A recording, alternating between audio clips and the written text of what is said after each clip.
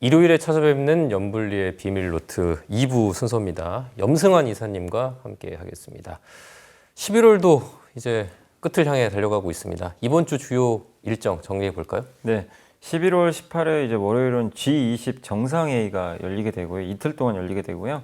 11월 19일은 이제 현대모비스가 인베스터 데이를 열어서 이제 다양한 아마 그 내용들을 공개할 예정이고, 11월 20일은 중국에서 이제 기준금리로 불리는 대출 우대금리 결정이 있습니다. 그리고 그날 엔비디아가 실적 발표가 예정이 돼 있습니다. 11월 21일은 이제 미국의 컨퍼런스 보드에서 발표하는 경기 선행 지수가 나오게 되고요. 11월 22일은 S&P 글로벌에서 나오는 제조업, 서비스업 PMI 지표가 나오니까 일정 참고하시면 좋겠습니다.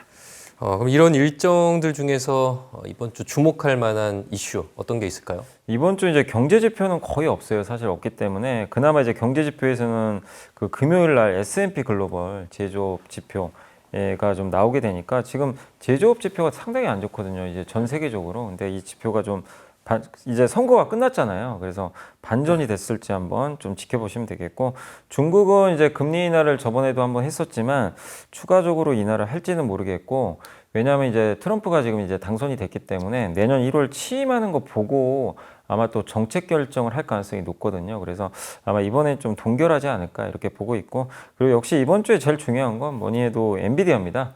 엔비디아가 좀 늦게 좀 뒤늦게 실적 발표를 하는데, 빅테크 기업들이 워낙 좋은 실적을 또 냈고 투자를 많이 한다고 했기 때문에 아마 엔비디아도 좋은 실적 나오겠죠. 문제 눈높이가 또 너무 높아졌기 때문에 그 눈높이에 맞는 실적을 내놓을지, 그게 또 미달한다면 한번 주가 또 충격받을 수도 있거든요. 그래서 정말 11월 20일 발표될 엔비디아 실적이 이번 주에 또 우리나라 증시에도 상당한 좀 중요한 분수령이 되지 않을까라고 예상을 하고 있습니다. 2차 전지가 그 트럼프 당선되면 안 좋다고 했잖아요. 네. 보조금 줄이고 그렇게 되니까. 근데도 LG 에너지 솔루션 주가는 견조합니다. 네. 이유가 뭘까요? 사실 물론 이제 금요일 빼고 목요일까지 정말 견조했었거든요, 지난주에. 왜냐면 트럼프 되는데도 의외네? 이런 아마 얘기들 하셨을 텐데, 일단 스페이스X의 배터리 공급도 있었고 또 ESS 배터리 공급도 있고, 뭐냐면 LG엔솔이 좋았던 이유는 수주가 증명을 해줘요. 정말 다양한 산업에 쓰이는 배터리를 정말 미국 기업들 중심으로 잘 공급하고 있구나. 특히 LG엔솔이 스페이스X에 배터리 공급한다 이제 보도가 있었는데, 이게 차세대 우주선이죠. 스타쉽에 보조 동력, 배터리 전력 공급, 그 납품 의뢰를 받아서 개발 중에 있다고 하는데, 근데 이미 스페이스 쪽에, X 쪽엔 이미 수년 전부터 공급을 했다고 알려져 있더라고요. 그래서 이번이 새로운 건 아니고, 다만 이제 스타쉽이란 또 새로운 우주선에 공급한다는 게 또 언론 보도로 알려졌습니다. 그래서 오히려 갑자기 이제 그 일론 머스크 수혜주로 갑자기 좀 부각돼가지고 이 뉴스 나온 날 주가가 한번 좀 급등했던 부분인데, 다만 이제 우리가 냉정하게 봐야 될 건, 우주선에 들어가는 거는 전기차랑 비교가 안 돼요. 규모가 굉장히 작기 때문에. 삼성증권에서 추정을 해봤거든요. 그래서 봤더니 궁극적으로 연간 1000대 정도 양산 목표래요. 이게 이제 우주선이. 그러면 그게 만약에 가능하면 연간 1기가와트 정도 판매가 가능한데, 이게 그 2024년 판매량 대비해서 0.6% 규모밖에 안 돼요. 그러니까 굉장히 작은 규모죠.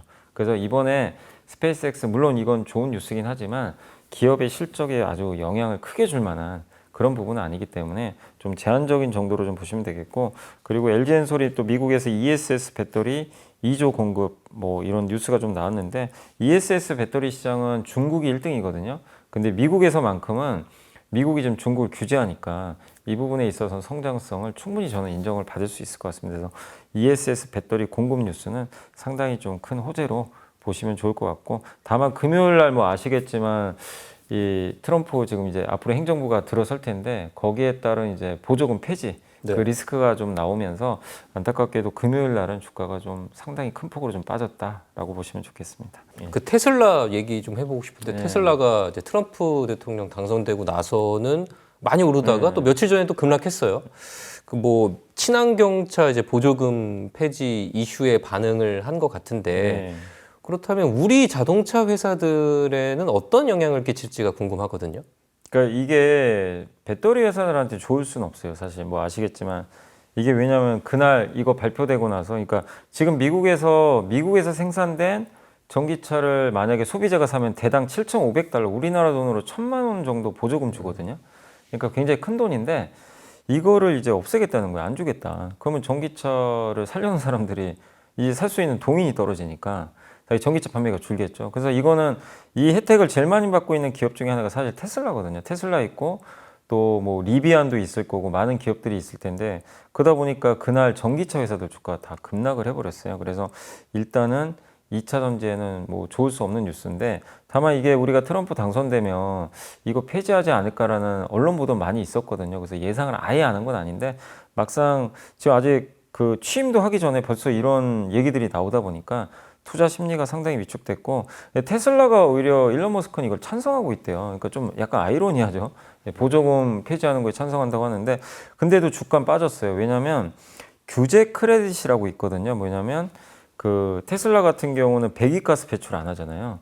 배기가스 배출 안 하는 이 자동차 회사는요. 그러니까 흔히 말하는 전기차를 많이 팔면 주 정부가 보조금을 또 지불을 해줍니다. 그래서 그게 연간 제가 이제 그 금액을 보니까 2조 원 정도 돼요. 2조 원 정도 되는 게 그냥 순이익으로 테슬라에 꽂히는 거예요, 매년. 2019년부터 계속 꽂힌다고 합니다. 이게 결코 적은 돈이 아니죠. 근데 만약에 이런 보조금을 폐지해 버리잖아요. 연간 2조가 날아가 버릴 수도 있어요. 그러면 테슬라는 돈이 만약에 부족해지면 유상자도 할 수도 있거든요. 그러다 보니까 그날 일론 머스크는 분명히 트럼프 수혜주인데 이제 빠져버린 거예요.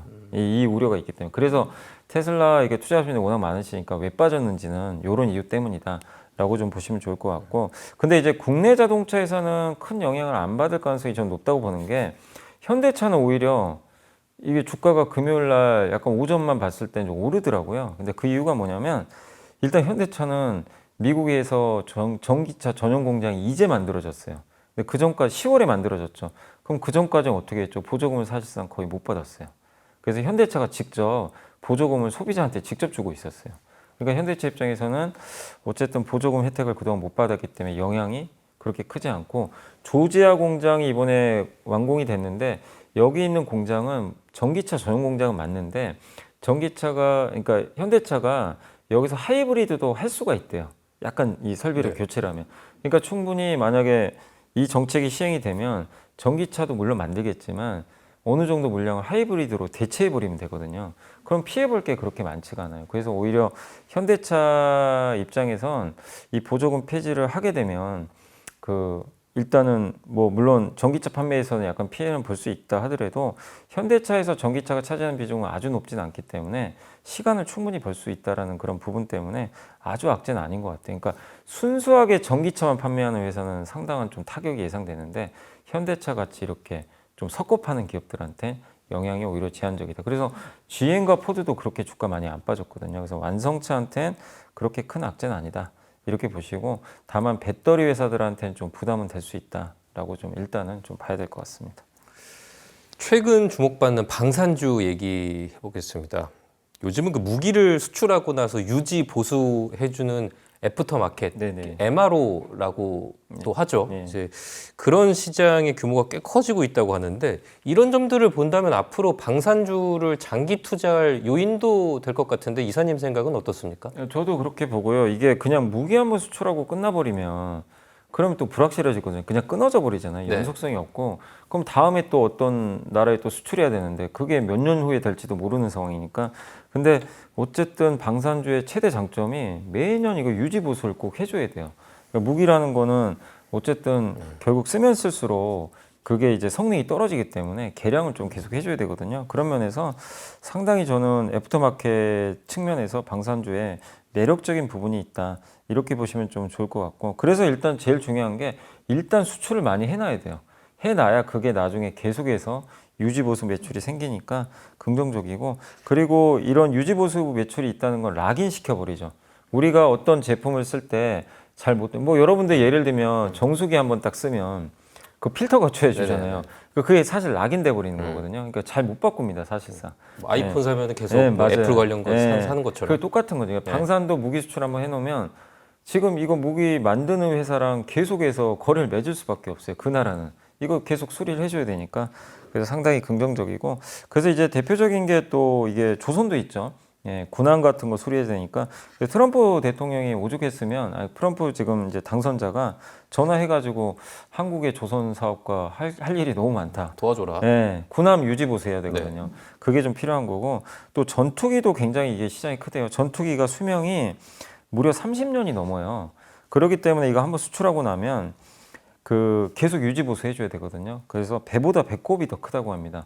나중에 전투기 수출한 것보다 유지 보수로 2배에서 5배 더 많은 매출이 나온다고 하더라고요. 그래서 방산주들 입장에선 상당히 이런 시장이 커질 수 있기 때문에 우리나라 방산주들 이런 부분에 있어서는 여러분들이 중장기 투자도 좀 저는 충분히 있을 수 있다라고 좀 말씀드리고 싶습니다. 우크라이나 재건 관련주가 요즘 주목을 받고 있다고 합니다. 그러니까 모듈러 주택 같은 이런 이제 업종들이잖아요. 그래서 실제로 우크라이나 전쟁이 끝나게 되면 우리나라에 어떤 영향을 끼칠 것 같나요?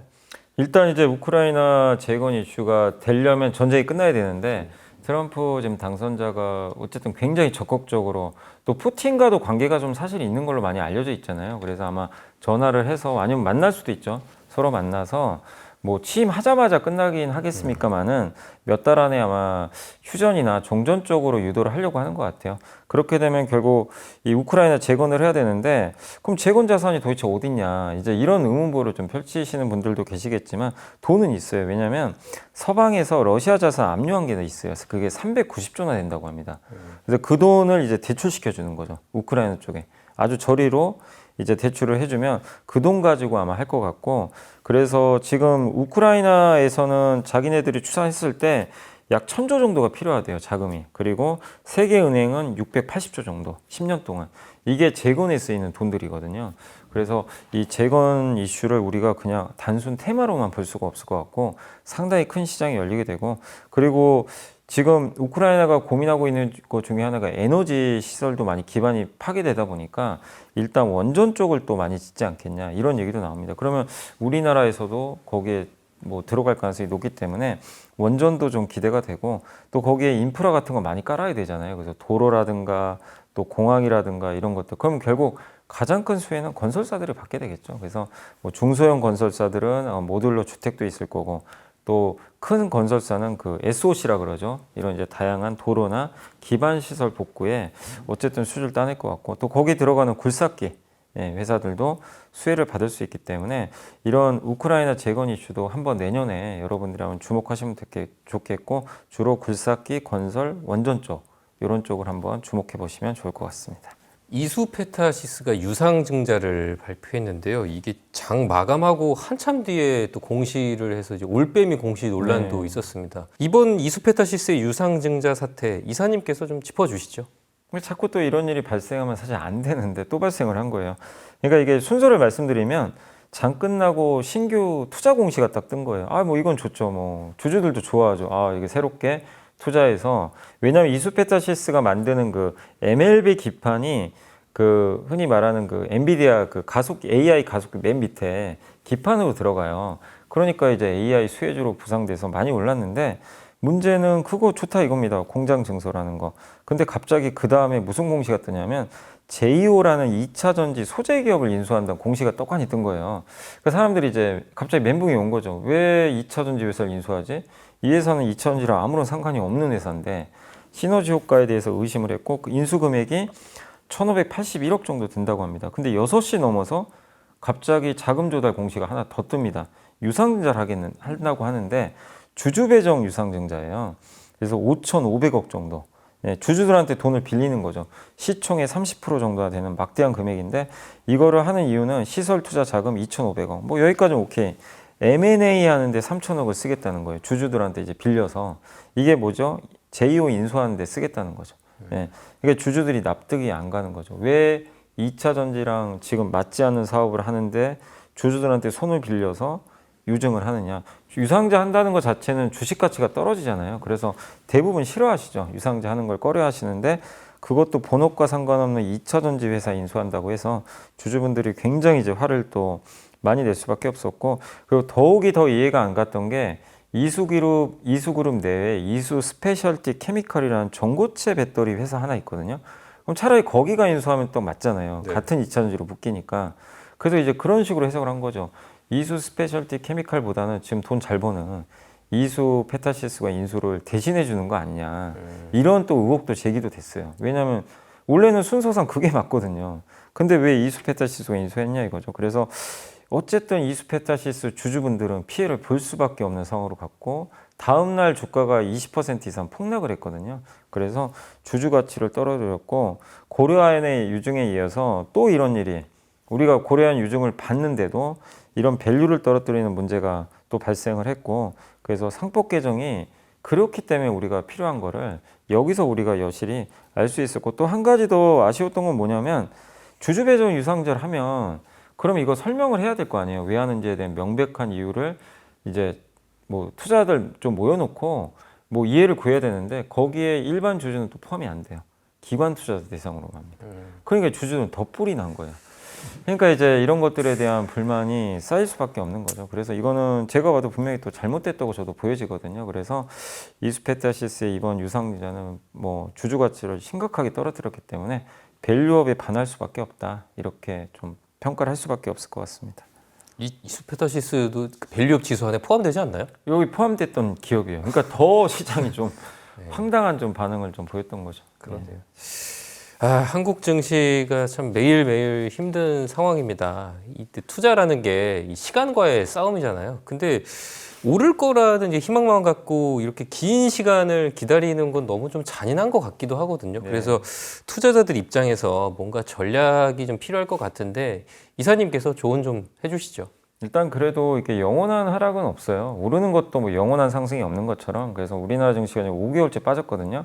그래서 다음 달이면 6개월인데 뭐 어쨌든 이제 거의 좀 하락은 좀 이제 마무리되는 단계로 오지 않았나 이렇게 좀 생각은 하고 있고 특히 금요일 날 삼성전자가 그렇게 급반등한 걸 보면 어느 정도 왜냐하면 삼성전자가 올라가야 증시가 오르는 거거든요. 어쨌든 우리나라는 그래서 그런 면에선 좀 최악은 조금씩은 지나가는 것 같습니다. 다만 이제 어쨌든 기술적으로라도 반등은 나올 거예요. 낙폭이 컸고 또 연말에 항상 배당을 노리고 기관이나 외국인들 프로그램 매수 동반해서 이게 들어오는 경우들이 많았고 실제 지난주에 연기금이 주식을 좀 많이 샀어요. 그러니까 이제 계절적으로 매수를 하는 수요가 들어왔기 때문에 기술적 반등 나오겠죠. 다만 기술적 반등 후에는 또 조정이 나올 수도 있기 때문에 여러분들이 이제 반등이 강하게 한번 나올 때 그때 포트폴리오를 한번 다시 한번 고민을 해보세요. 내가 이 기업을 내년을 봤을 때 들고 가는 게 맞을까?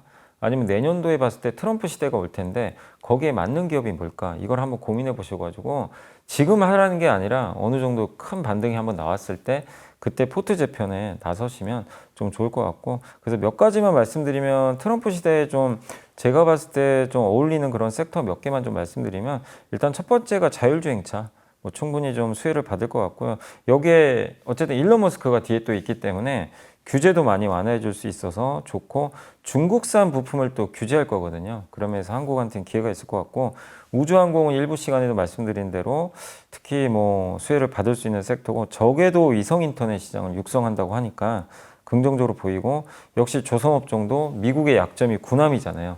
이걸 우리가 해결해 줄 수 있고 전력기기 이거는 사실은 뭐 누가 되든 상관없이 미국의 전력망 교체는 이제 심각한 문제가 되기 때문에 데이터 센터 또 전력 수요랑 맞물려서 좋은 모멘텀을 보일 것 같고요. 또 에너지 인프라, 원전이라든가 천연가스, 또 ESS 이런 쪽에 대한 수요는 꾸준히 늘어날 것 같고요. 또 제약바이오도 중국에 대한 규제죠. 생물보안법 이슈도 있고 특히 트럼프는 중국에서 필수의약품 수입을 지금 많이 하거든요.